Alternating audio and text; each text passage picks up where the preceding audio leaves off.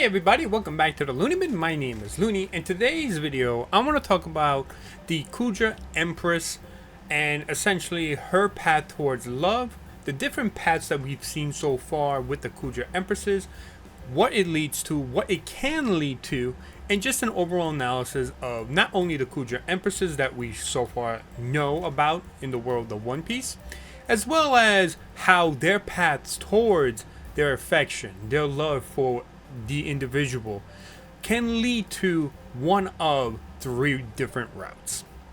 And the reason why I want to talk about it is because I like talking about romance aspects, especially in One Piece, because I think it's one of the more undervalued aspects of Oda's writing that I feel people have a shallow interpretation of in the whole wide One Piece community.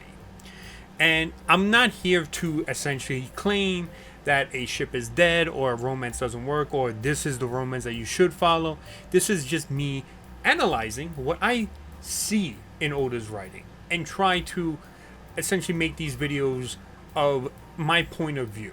So the reason why I want to talk about the Kuja Empress and their path towards love and the way they approach it is because we've seen in the most recent chapter, 1156, we meet two more Kuja Empresses throughout, Amazon Lily and the Kuja tribes, history. And that is Gloriosa and Shaki, right? We also meet Tritoma, who we first met in an SBS where Oda mentioned her, and her being the person, the Kuja Empress, that essentially succumbed to the love sickness. And all of these different Kuja Empresses can kind of give us kind of like a look-see at how Hancock's love for Luffy is approached and whether or not her love will be reciprocated by him. And the reason why is because it follows at least with the Kuja Empresses that we do know and learn about, it follows a very similar path and could lead to one of three endings. The endings are the neutral ending, the good ending, and the bad ending, right? So let's begin first by looking and examining Gloriosa. Gloriosa is, or at least from my understanding, maybe the first Kuja Empress, but I could be wrong. More than likely not. They likely existed way before Gloriosa. But she was, at the time during Gold Roger's era, the Kuja Empress. And her approach to love was simply similar to what Hancock's approach to love is. Gloriosa is a beautiful woman, very strong, as we know, because she was able to not only join the Rocks Pirates, but clearly she had to be strong if she was the captain of the Kuja Pirates, so more than likely she was. And she also posed like Hancock, right? But her approach to love was more similar to Hancock in the way they tried to grab the person that they were attracted to's attention by fawning over them. Having like this high school girl crush over them and trying to get them to pay attention to her. Trying to be a little overbearing towards the person. And that person was Goldie Roger. And Gold Roger just did not care. He was not interested in Gloriosa. No matter how much she tried, no matter how much she told him, look at me, stop looking at, another person, and only look at me because I'm the one who actually loves you. I'm interested in you. Why aren't you looking at me? That kind of thing. And it's just like, oh, well, that's very similar to how Hancock's approach to love is, right? And what happens with Gloriosa essentially is that she gets love sickness after the events that happen in this chapter, where she then eventually leaves Amazon Lily to pursue her attraction to Gold Roger to try and get him to fall in love with her. Unfortunately, it doesn't seem like it worked or succeeded because we find out that Gold Roger met Rouge and they either fell in love and had Ace or something happened. We don't know yet. But her love, her pursuit for love essentially ended in a neutral ending. Why? Because she didn't die. She contracted the love sickness, left the island, thus effectively healing her from the love sickness, but her love was never reciprocated. And so, instead of dying due to the love sickness, she just got old and she currently lives on Amazon Lily, That's all. She reached a neutral ending. Now, let us move on to the next Kuja Empress, who was also Gloriosa's vice captain and eventually became the Kuja Empress. It was the Kuja Empress known as Shakuyaku. We know her as Shaki that we meet at Shibodi Archipelago, right? She was the bartender at Shibodi, and, she was Rayleigh's partner. Now, Shakuyaku was seen by many to be a lot more attractive, a lot more hotter, right? And a lot more of a kick-ass fighter than Gloriosa was at least presented in this chapter. While we do know that Gloriosa was definitely a ass kicker, because let's face it, she wouldn't be able to join the Rocks Pirates without it, right? Without being strong in general, Shakuyaku was shown to be strong. This is sort of like a parallel to Hancock in that, they showcase the cool badass part of, Hancock's character in Shakuyaku, almost as if like if you put Shakuyaku and Gloriosa and mix them together, you get Hancock. But Shakuyaku didn't have the love sickness or had some sort of affection the same way that Gloriosa was exhibiting. She wasn't fawning over anybody. She wasn't like going like a high school girl crush on anybody, right? In fact, everyone else had that same thing. Everyone was essentially going Google Gaga, just completely simping over Shakuyaku. Even Goldie Roger, the future Pirate King, was like that. And yet, her pursuit of love seemed to be a mutual respect towards the person that she will eventually end up with, and that is Rayleigh. Now, this could be because they were both vice captains, but Rayleigh didn't seem like he was affected similar to Goldie Roger, Gabbano, or anybody else. He wasn't, fawning over her, having hard eyes or anything like that. He was showing her mutual respect. She even, as they talked, their conversation was literally, hey, you must be having it rough, Rayleigh. He was like, yeah, I'm surrounded by idiots. It wasn't like he was fawning over her. He wasn't like down on his knees. He wasn't trying to.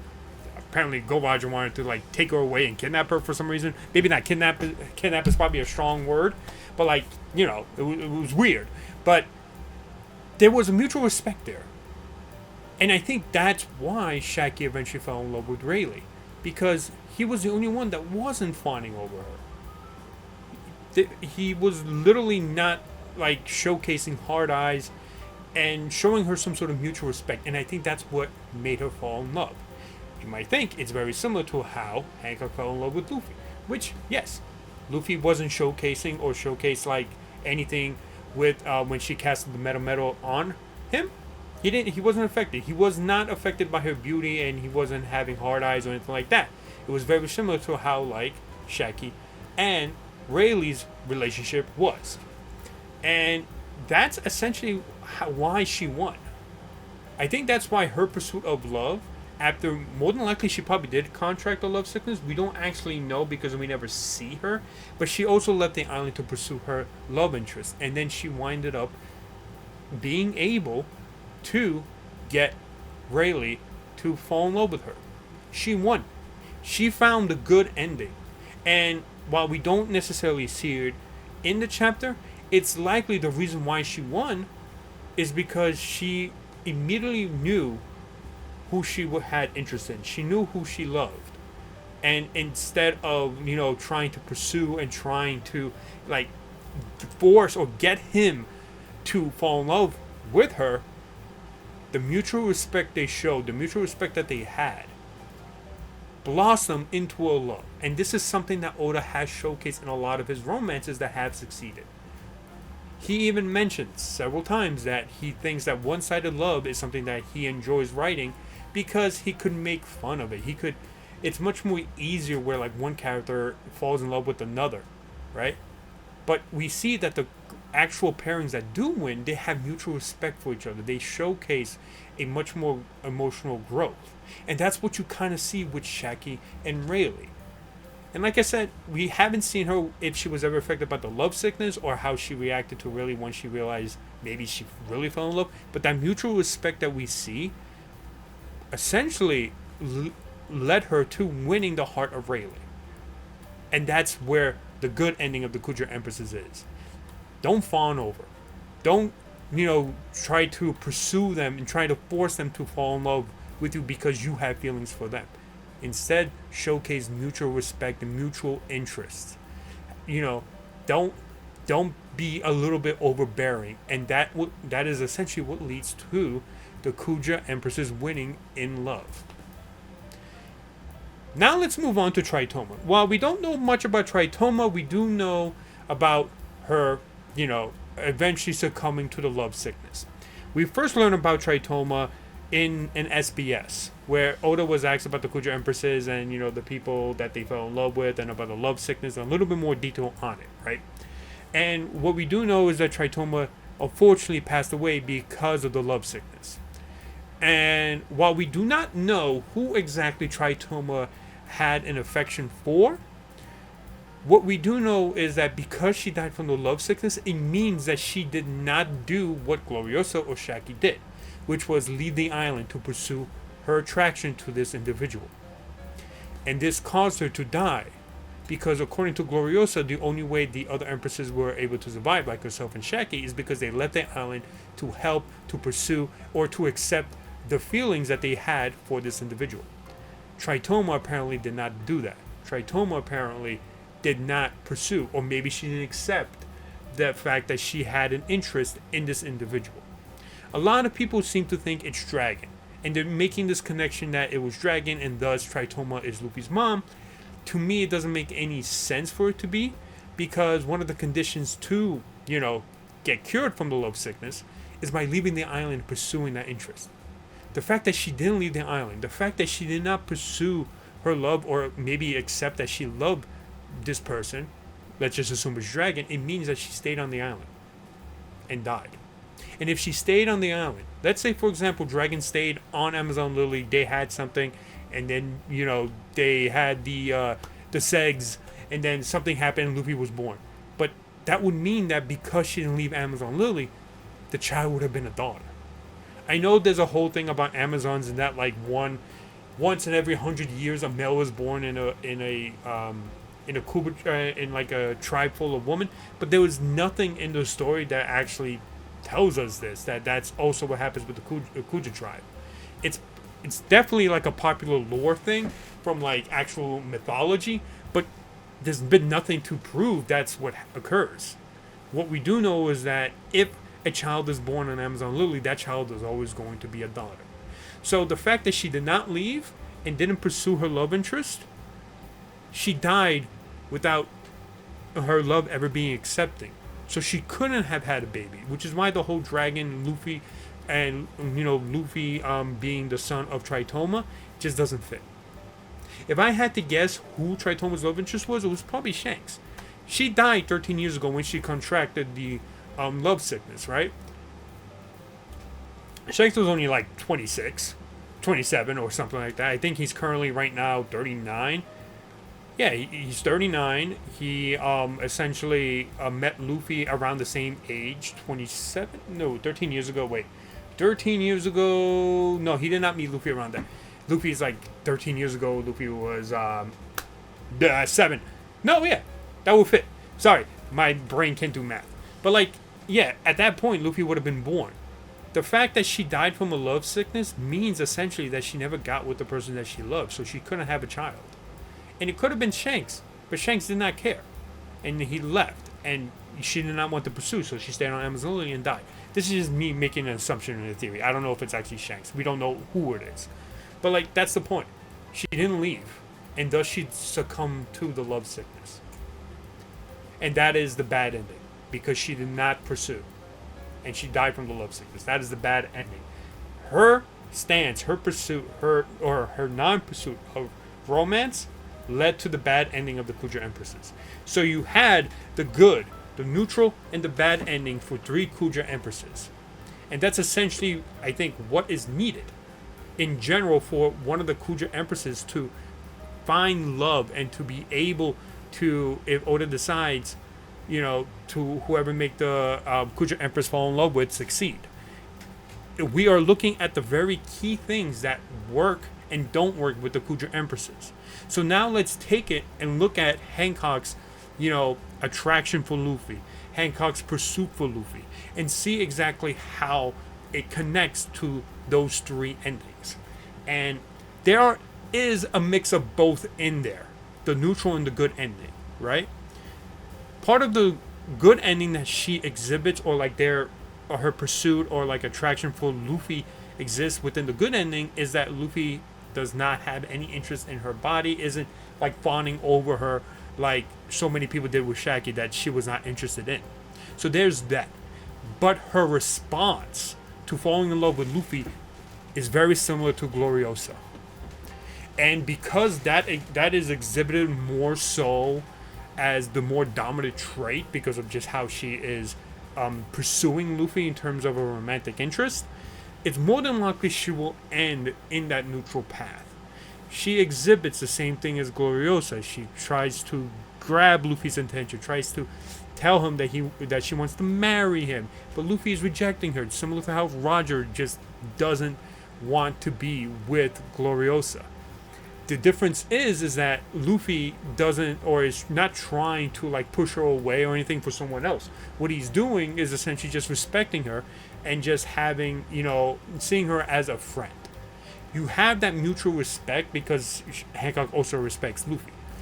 But her dominant trait of her pursuit of romance is the same thing as Gloriosa. And that's why I do not see that being a good thing for Hancock's pursuit of love. She's not going to end up in the bad end. Because the moment she fell in love with Luffy, she contracted the love sickness. She refused to believe that she fell in love with Luffy. And Glove should have told her that in order to, overcome the love sickness, she has to leave and help out the person that she fell in love with, right? She had to leave Amazon Lily. And she did. She left to go and help Luffy reach Impel Down. From that moment on, the fact that she left Amazon Lily to help and accept her feelings for Luffy, she was cured of the love sickness. Which is why I don't agree that if Luffy doesn't reciprocate, Hancock is going to die. She's already cured of the love sickness because the conditions to help her, essentially recover from it have already been accomplished. She accepted her love and she left Amazon Lily. The same way Gloriosa did. And Gloriosa survived. Gloriosa didn't die. I understand that a lot of people are fearing that because Gloriosa, as she got older, she became small and, not as beautiful as Shaggy. Why would you want that for Hancock? But who's to say that's exactly what Hancock's going to look like? Right? Who's to say? We don't know. Yes, there is a neutral ending, but the neutral ending doesn't mean that she has to end up the same way as Gloriosa.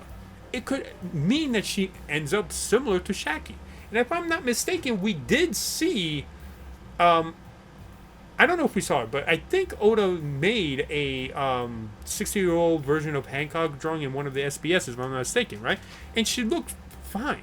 Now, we don't know if that means that it was part of the good ending where, Luffy and her got together, but, like, at the same time, it's like, there is a good ending for her.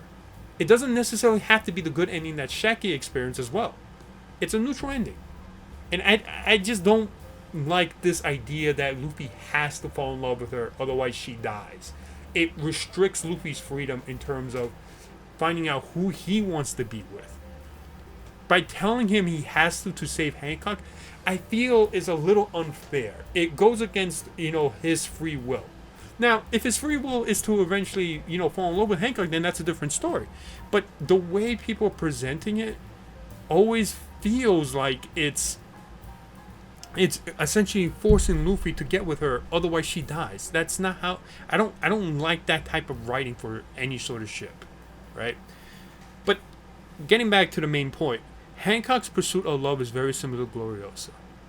While there is some similarities that you can point to with the way Shaggy's pursuit of love was for Rayleigh, her dominant trait, and this is in part because I don't think she ever figured out or like ever learned how to deal with her feelings. She never experienced this before, so she doesn't understand. But at the same time, it's likely that Gloriosa was the same way, that she didn't know either, right?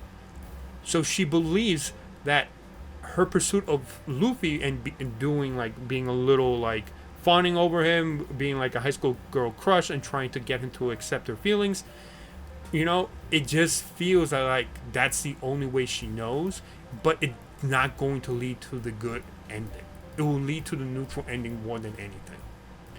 So, like I said, I know this is probably because of, I ship Luffy Nami. You probably think that I'm crazy and that I'm only saying this because, you know, I don't ship Luffy Hancock. But at the same time, I like analyzing these sort of things, and I'm trying to become as unbiased as possible, because at the end of the day, that's just how I view shipping and romance writing. I look for patterns. I look for why a certain author likes certain relationships and why and what they connect, what they do similar. Not all romances are going to be similar, but they each have a very specific pattern in how they write romances. I understand the whole concept, because this was also another thing that people said about changing fate. The problem is that the Kuja Empresses have already had that fate overturn about the love sickness, and not ending and ending that curse of not ending up with the person that they had an affection for. The good ending with Shaki and Rayleigh, that was the good ending. That is what changed fate. So I don't like that excuse either. I get the point that Luffy's going to change the fate of like all the tragedies that have occurred, and that everything that he does is more of the good route than the bad route that so many other people experience. But there's already another dynamic that is going through that needs a change of fate more than the Kuja Empress, because the Kuja Empress has already had that fate changed with Shaki and Rayleigh. They're still alive. They're living together. They are still, they still love each other. So it doesn't make sense that has to be the romantic fate that has to be changed when already the good one already exists. It's just Hancock's approach to it. It's just what's going to fail. So, but let me know what you think in the comments below. Let me know, because I know a lot of people would just say I'm just being biased and stuff like that. That's perfectly fine, but at least I'm trying to give you like at least a point of view that can come off as also unbiased. Because I like looking at the parallels. I like looking and analyzing certain romances and how Oda writes things in his story, because a lot of it can be connected to each other, and a lot of it can showcase and predict what will exactly happen in the future with those romances. Of course, I can be wrong, but at the end of the day, it's a theory. It's an analysis. I would gladly be more. I would always be glad to be wrong, because that just makes the story a lot more interesting for me. Thank you so much. I just keep rambling without trying to finish this, but thank you so much. Have a great rest of your day, and I'll see you guys next time.